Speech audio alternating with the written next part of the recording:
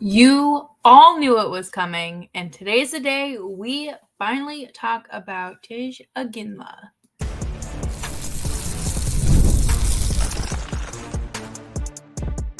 You're Locked On Flames, your daily podcast on the Calgary Flames. Part of the Locked On Podcast Network, your team every day. Hello, everybody, and welcome to today's episode of Locked On Flames. As always, I'm your host, Jess Belmosto, and thank you so much for joining me here today.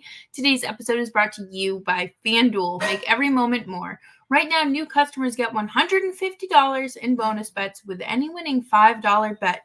That's $150 with any winning $5 bet. Visit FanDuel.com/lockedon to get started. Today, we are going to open a can of worms that I'm interested to see what everyone else kind of has to say, because we're talking about Jarome Iginla's kid, Tij. I've heard people call him Tij as well. So the second coming of Jarome Iginla. Let's talk about him and why the Flames might want to draft him, and does it make sense for the Flames to draft him, as well as an analysis of who Iginla is.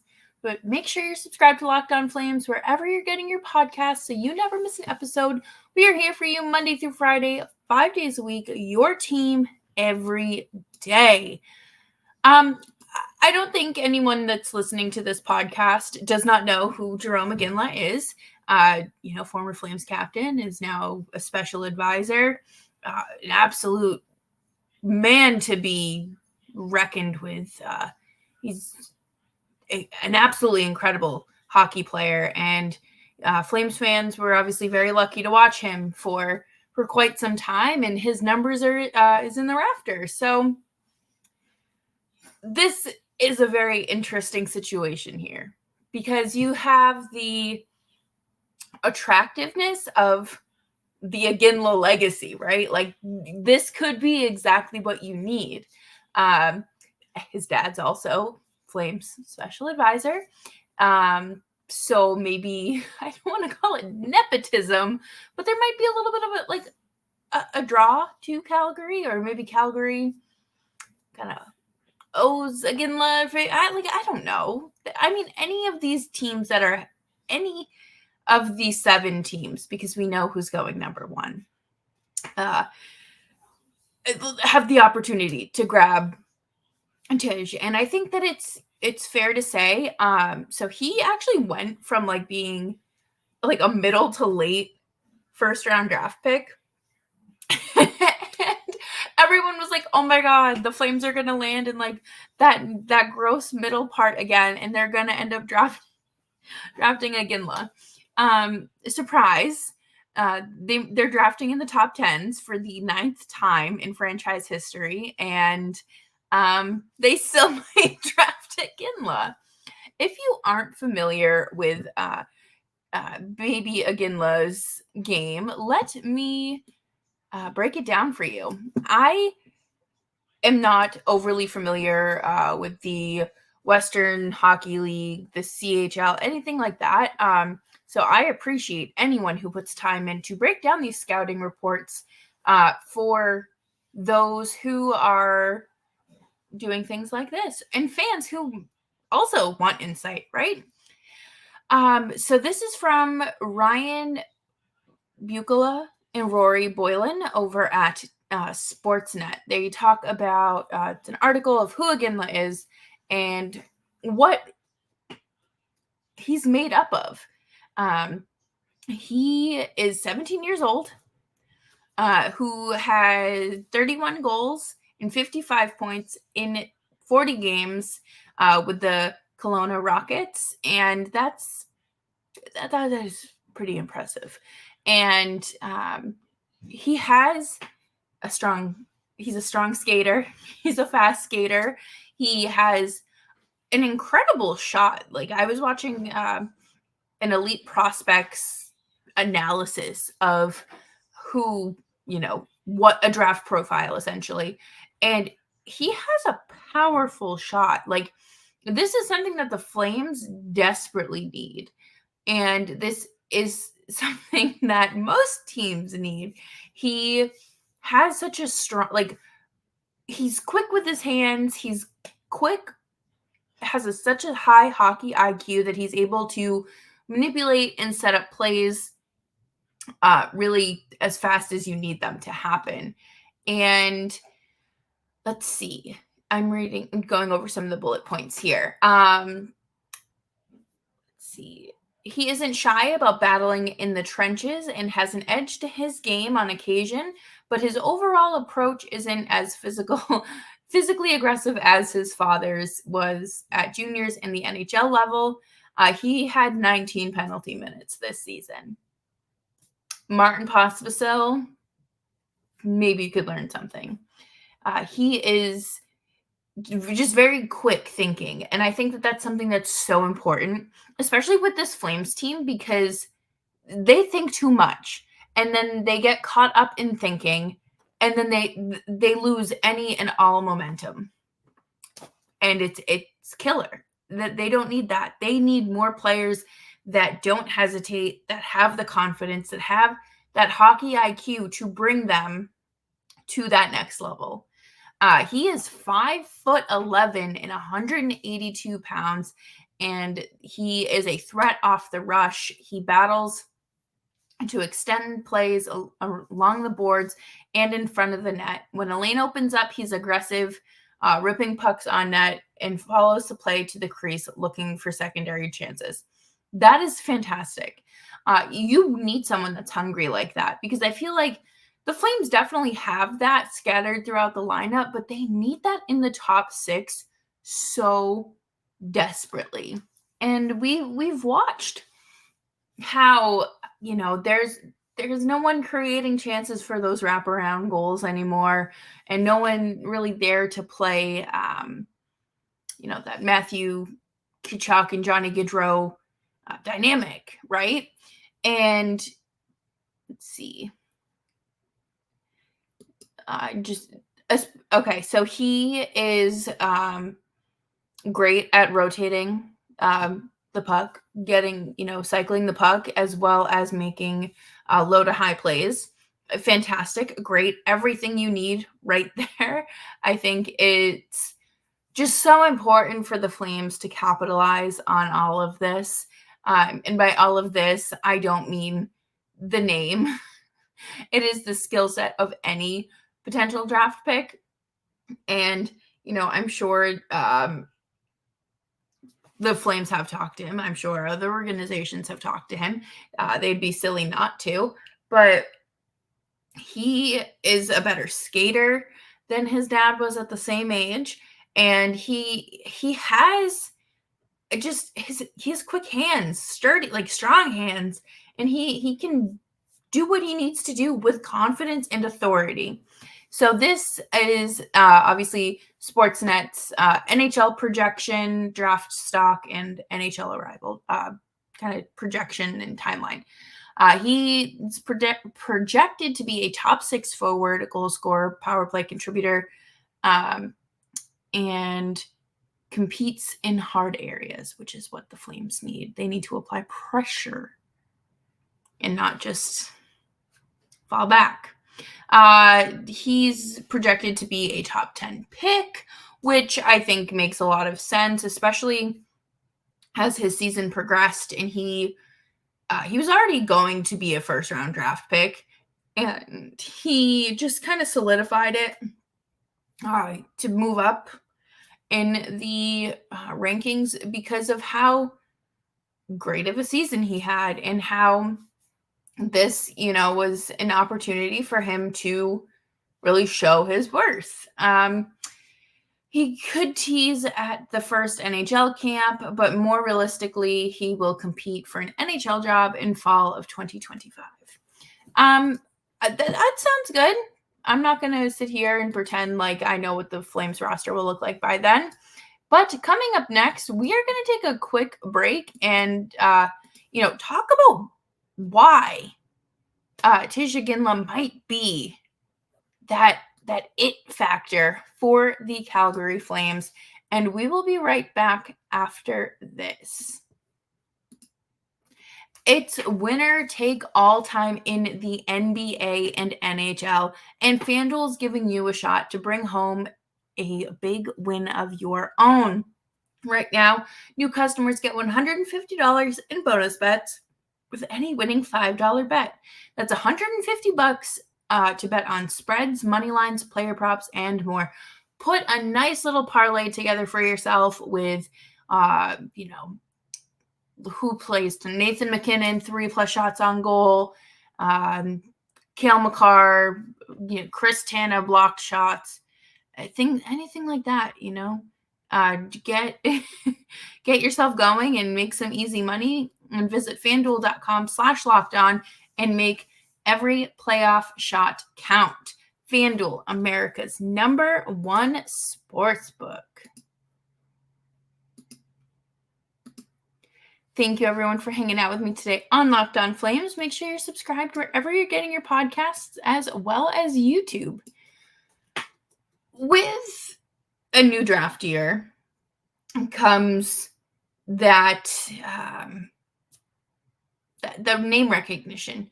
Obviously, every year it's someone different. Last year it was Connor Bedard, and how incredible of a career. I can't even call it a career.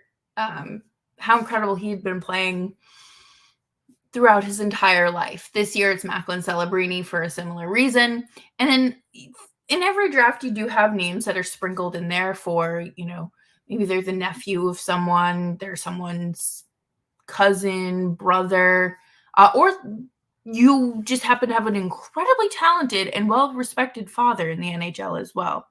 And why should the Flames draft him? Immediately,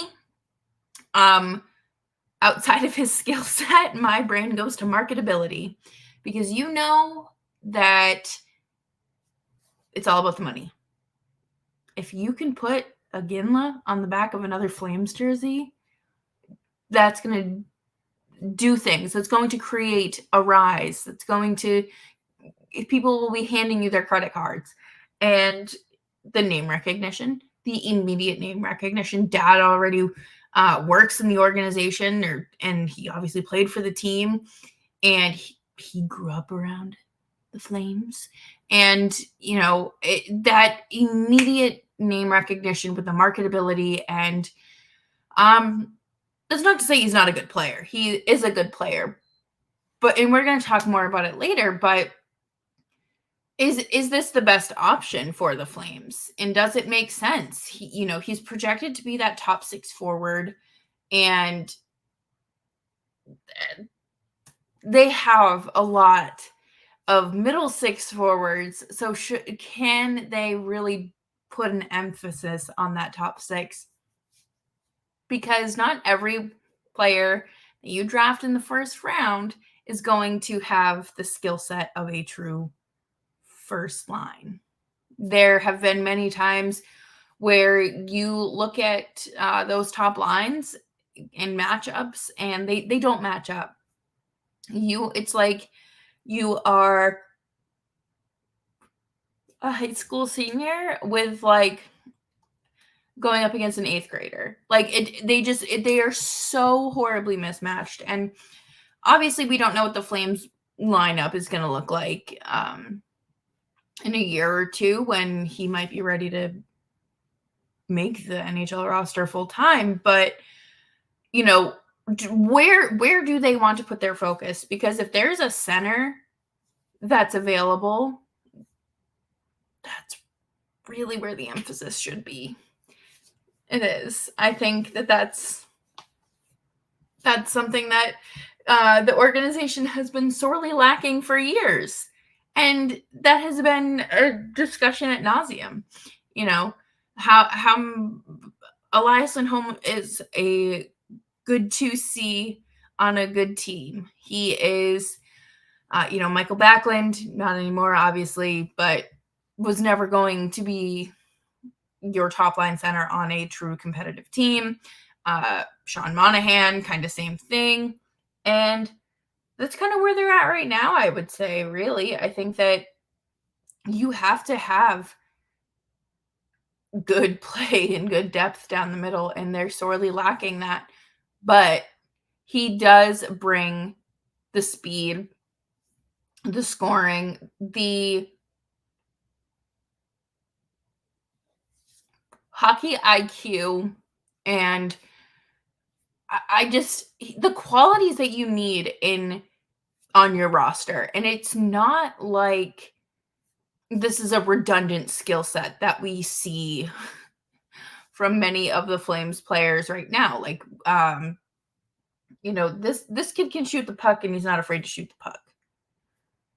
I feel like sometimes people on the Flames are just like allergic to shooting the puck, or they like their stick will like send like a shock to their system or something. Like it's a shock collar on a dog if they shoot. And it's frustrating because you have to have that shoot first mentality, and pairing that with a strong and quick decision making skill set, like those are two great things. And obviously playing at the NHL level is very different from where you play before being drafted.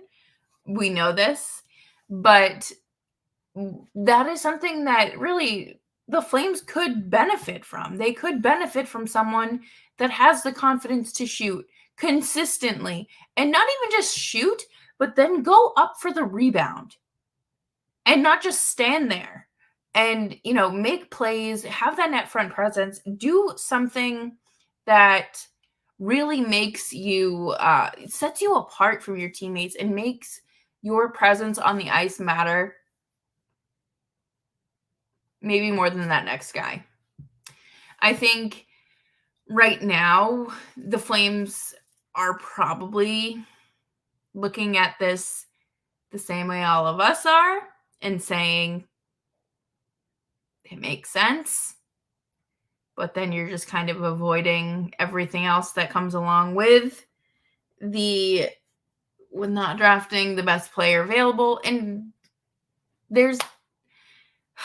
look at Wyatt Johnston. He was left on that board for a long time. He was just left there, and Dallas was able to snag him up. And we're going to talk more about it and how, like, retrospect and all that fun stuff. But I think that the Flames could do it. They very well could. And I'm sure it would be an incredible moment to have your child be drafted by the organization that you were a captain of and that you currently work with, and that helped define your legacy and to continue this legacy. And I think if Craig Conroy goes up to the podium with Jarome Iginla, we know who he's drafting. We know. We are very aware. But coming up next, we're going to talk more about the long-term picture and why this actually might be a smart decision. But before we do that, I do want to take a quick break and talk to you about Policygenius. Policygenius is the country's #1 leading insurance marketplace. It saves you time and money so you can provide for your family with a financial safety net starting today. With Policygenius, you can find life insurance policies that start at just $292 per year for $1 million of coverage. Some options offer same-day approval and avoid unnecessary medical exams. It is so important to have all of your ducks in a row when it comes to life insurance, because you never know when an accident might, not even an accident, but an emergency might come up and you're no longer able to provide for your family. And Policygenius helps compare your options from top companies, and their team of licensed experts is on hand to help walk you through it. Your work life insurance policy may not offer enough protection for your family's needs. Even worse, it might not come with you if you leave your job. Policygenius gives you unbiased advice from a licensed expert support team, and they have no incentive to recommend one insurer over the other, so you can trust their guidance. Check life insurance off of your to-do list in no time with Policygenius. Head to policygenius.com/lockedon or click the link in the description to get your free life insurance quote and see how much you could save. That's Policygenius/lockedon NHL.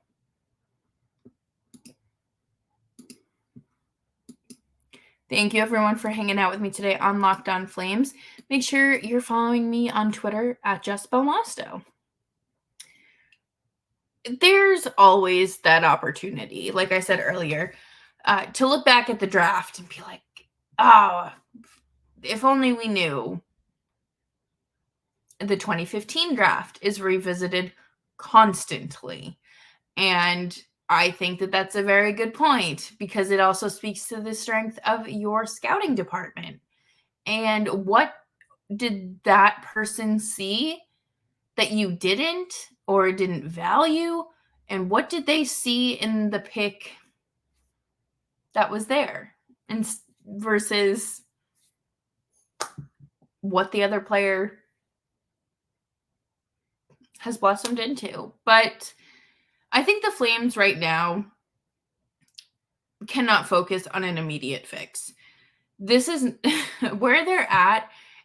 They're not going to be drafting, that top 3 picks where they're ready to play in the NHL this season. They're not. I find it incredibly unlikely that, anyone really after that top 3, top 4 plays consistently and plays well at the NHL level this season.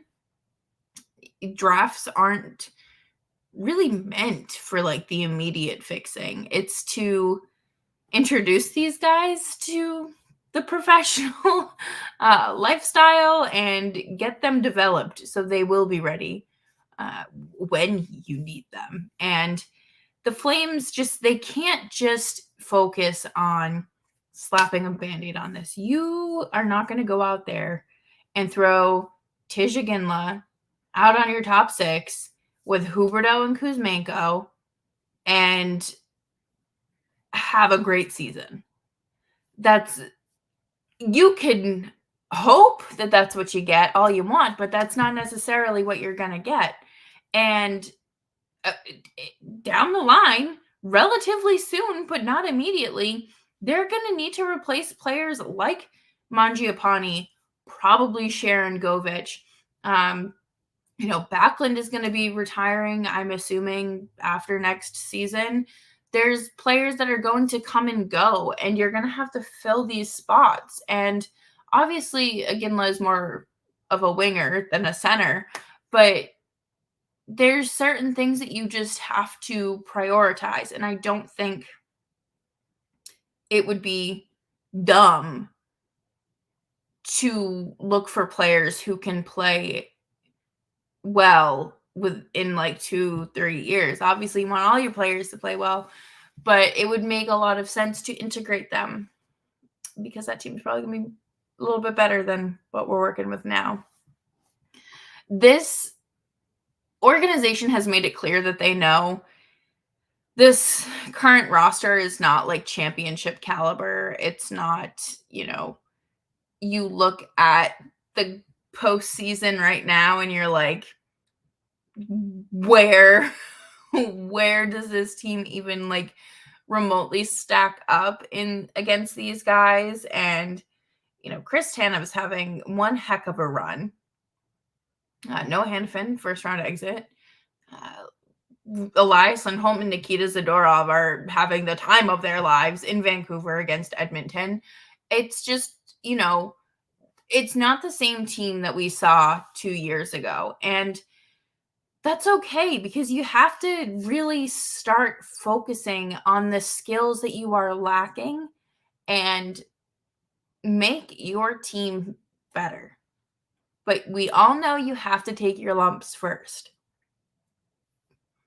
there's no better time to start focusing on stronger skill sets that align with the current landscape of the game. We know that the game has become faster. There's a lot more scoring or, shooting, obviously. You have to be dynamic. You cannot just be like hyper focused on one thing. You have to have players that focus on different areas, and not all of them have the same skill set, because then you end up with a meh roster, and no one wants that. No one wants to have a losing season, and you want to make the playoffs as often as you can and hope that something swings your way. The Flames, they have to take advantage of their draft capital this year and stand on business when it comes to their draft decisions, and not just do something for the sake of marketing, for the nostalgia. Do I think Tij Iginla has a great set of skills that the Flames could use? 100%. Do I think he will be the best available?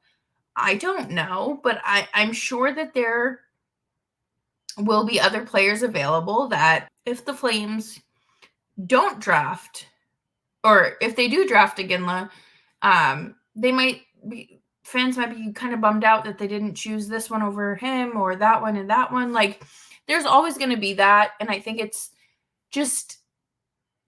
too early to tell anything. I think we're not gonna know, obviously, until June, and I hope that it all works out. And maybe he's not even available at number 9. Somebody else scooped him up. I saw people in the comments on an article talking about Montreal being interested. Montreal is drafting ahead of the Flames, so we'll see. Obviously, wishing nothing but the best for Tij Iginla and the rest of the draft class. This is a very exciting time in your lives. But so is listening to Locked On Flames. Thank you so much for making Locked On Flames a part of your day. As always, I'm your host, Jess Belmosto, and you can follow me on social media, Twitter, X, whatever you're calling it, at Jess Belmosto. And you can follow the show or find the show wherever you get your podcasts, as well as YouTube. Just Locked On Flames. If you're feeling kind, throw a 5-star rating, maybe a nice little review. And until next time, please stay safe, stay cool, stay warm, stay dry, stay hydrated, and remember to be kind.